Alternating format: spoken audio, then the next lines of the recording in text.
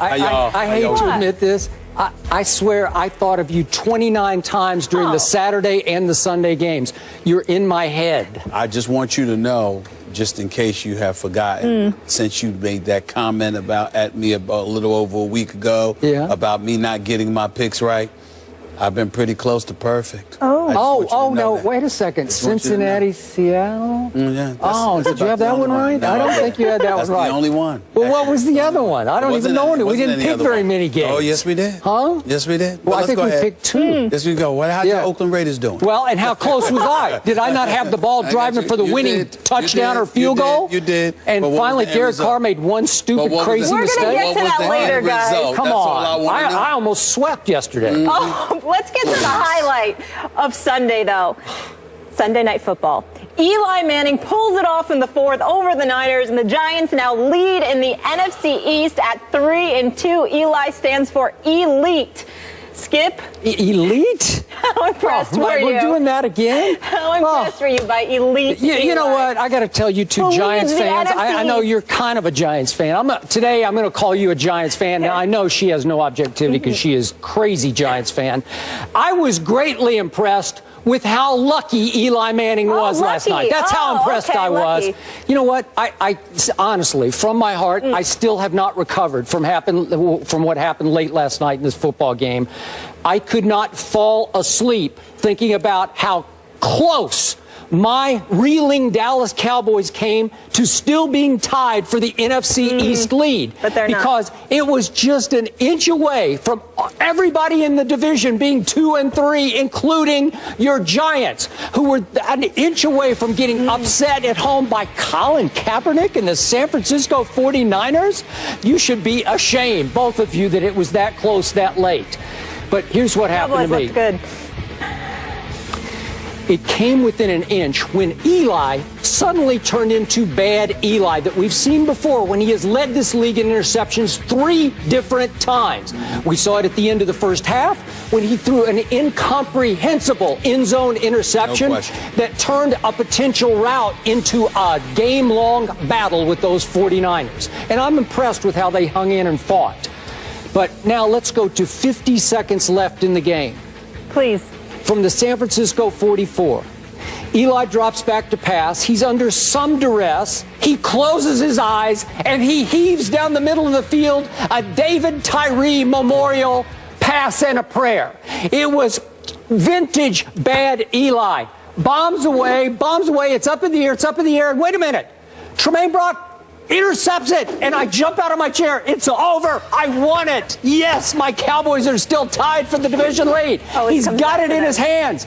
But then upon further review, he didn't quite get his hands underneath the ball, maybe just an inch more, just an inch. And the game is over. But I'm good with it. I'm good. He didn't quite control the football up off the ground. I get it. So Eli lived to play another play. Maybe this is the year of Eli. We see him like every 3 or 4 years. Yeah, every 4 years. Maybe this is just going to be that year because he throws an incomplete on the next pass.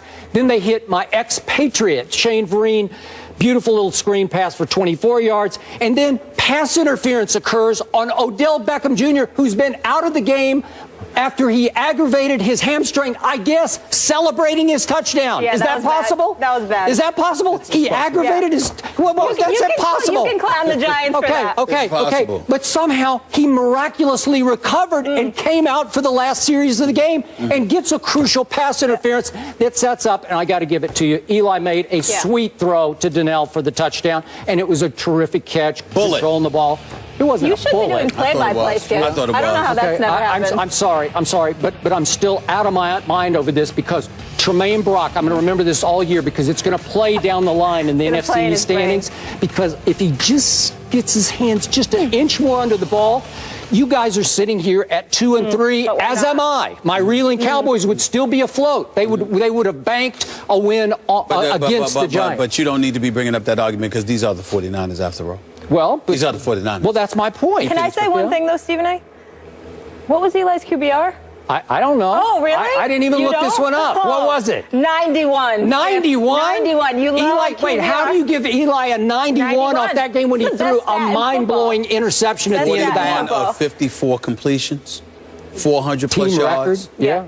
Team record. That's how you do that, Skip Bayless. Yeah. If this were Tony Romo or Tom Brady or somebody, you would not hesitate. Well, why would you deny it? Tom Brady, why would you deny it? Why would you deny it with Eli Manning? Let's because he's Eli. That's right. Exactly. You know, he doesn't deserve a 91. Well, I got news for you. I mean, if luck is what got him 2 Super Bowl championships, then most of us would want to be that lucky. Yeah. And by the way, if you're going to make the argument that Eli Manning is about luck, then the Dallas Cowboys are going to be incredibly unlucky because for 20 years and counting, luck will not be on their side. Well, I can promise you that. So you right now, I have Brandon Whedon on my side. That's all I got. I would tell you this. We'll get to them. We'll get to them later. I know we will. We'll get to them later. Yeah. Listen, I was proud of Eli and his performance. Odell Beckham Jr. out with a hamstring, comes back, gets the call in his favor. No, seriously, did he do it when he was celebrating his touchdown? I think so. I'm not sure, but I think so. Lord have mercy on all of us. And let me tell you something right now too. And just as an aside, y'all, what makes me absolutely laugh about these guys, but at the same time scratch my head incredulously. He did it right there. Check this out. Here's the thing that kills me. Here's the thing that absolutely positively kills me. Listen to this, y'all. Concussions are a big issue in the world of football.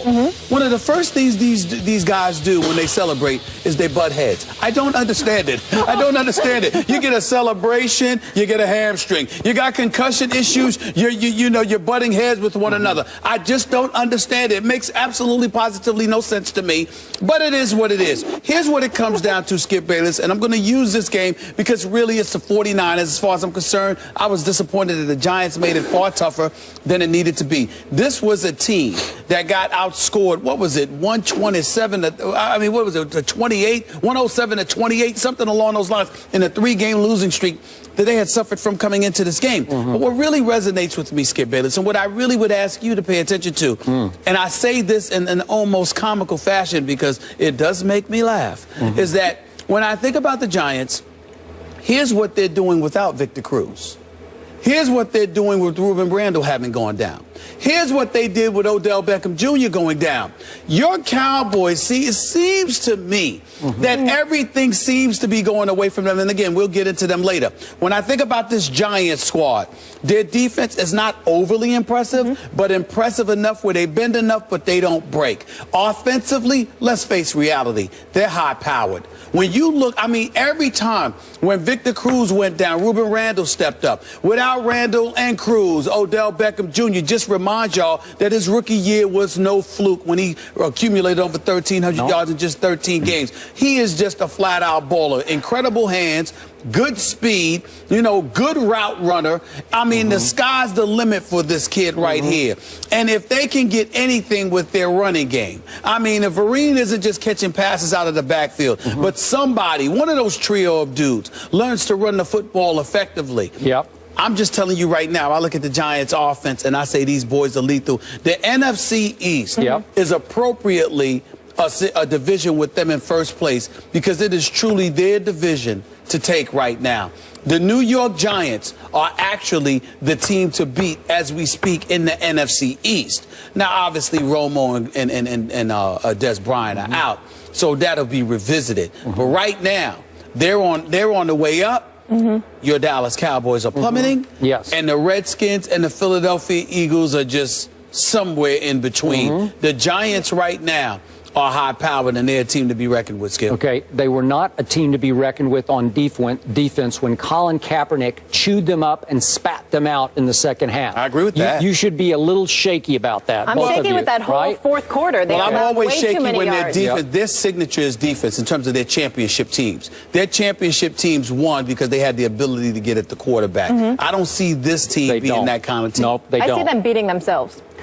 Sometimes they do, but right now they're winning by default in a division because they still have one thing going for them. They still have their quarterback.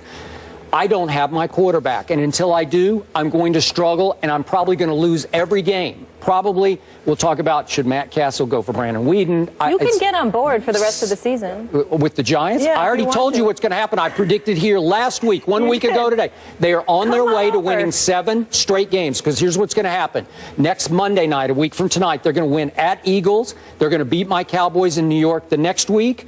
They're going to win at the Saints. They're going to win at the Bucks. Then the Pats will visit, and that will end their 7-game winning streak. But at that point, they're going to have a commanding lead in the NFC East, and then it's just going to matter, can Romo and Dez get and stay healthy, and could my team get hot? Because if my team gets hot and healthy, you guys better look out below.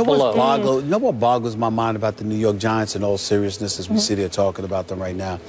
They're ranked 14th defensively, but they're 32nd against the pass. They're dead last against the pass. They're number 2 against the rush. You can't run. They can shut down the run. Passing-wise, they give up a lot of yardage. I do not understand that. With Dominique Rodgers-Cromartie, with Merriweather, with Amukamara, I don't understand for the life of me why this team is dead last against the pass. They don't get enough pressure. I know they don't get enough pressure. That's a big, big deal. But your secondary should have, even with a minimal pass rush, you shouldn't be ranked 32nd in the NFL with those guys in your secondary. Shouldn't happen. Yeah. Moving on to another team. Congratulations. Thank you, Skip. You okay? You okay? Was that tough for you? I'm not okay, but go ahead. We know. Change the subject. Let's talk about another Super Bowl pick here. But we are getting back to the Cowboys today, are we not? Of course. I didn't want to make sure of that. Oh, I thought you were done talking about the Cowboys. I want to make sure I thought you were the one who tells me you're sick of talking about the Cowboys. I have no desire. We need time for the Cowboys. I have no desire to talk about anything that makes you happy, but it is my pleasure to talk about things that make you miserable. Well, this will make me I will tell you that. Stephen A., you did pick the Seattle Seahawks to win the Super Bowl. Yeah. Next question. Let's go.